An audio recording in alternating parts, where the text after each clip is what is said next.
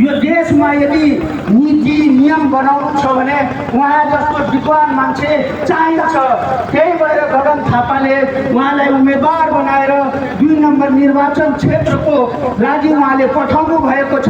हाम्रो सौभाग्य हो हामीले डाक्टर वीरेन्द्र जस्तो विद्वान नेता पाए। उहाँ जतिको नेतालाई यदि हामी जिताउन सके भने हामी पुण्यको भागी हुनेछौँ, नत्र हामीलाई पाप लाग्छ।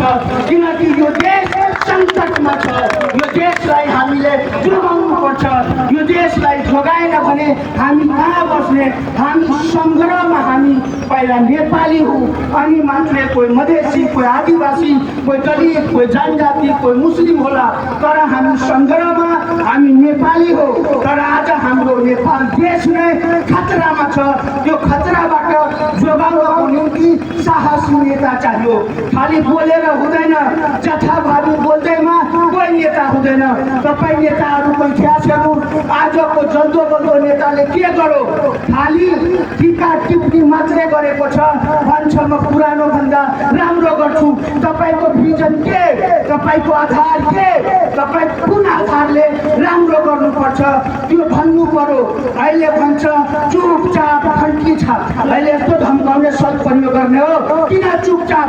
हामी फुलेर भन्ने, रुखछाप रुखछाप रुखछाप, हामी फुलेर भन्ने, हामी छाती ठोकेर भन्छौँ, हामी छाती ठोकेर भन्छौँ। हामी चुपचाप होइन, खुल्लम खुल्ला खुल्लम खुल्ला गाछ छाप रुखछाप खुल्लम खुल्ला भन्ने। हामी यो चुपचाप वाला शब्द हामी बोल्दैन बोल्ने।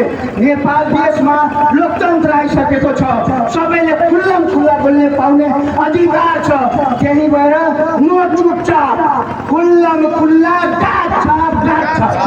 त्यो अब अभिव्यक्तिको साथ, त्यो बुलन्द नाराको साथ म तपाईँहरूसँग प्रतिबद्धता गर्न चाहे।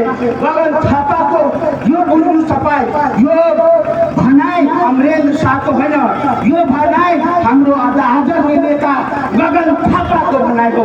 उहाँले धेरै सङ्घर्ष गरेर आउनु भएको छ।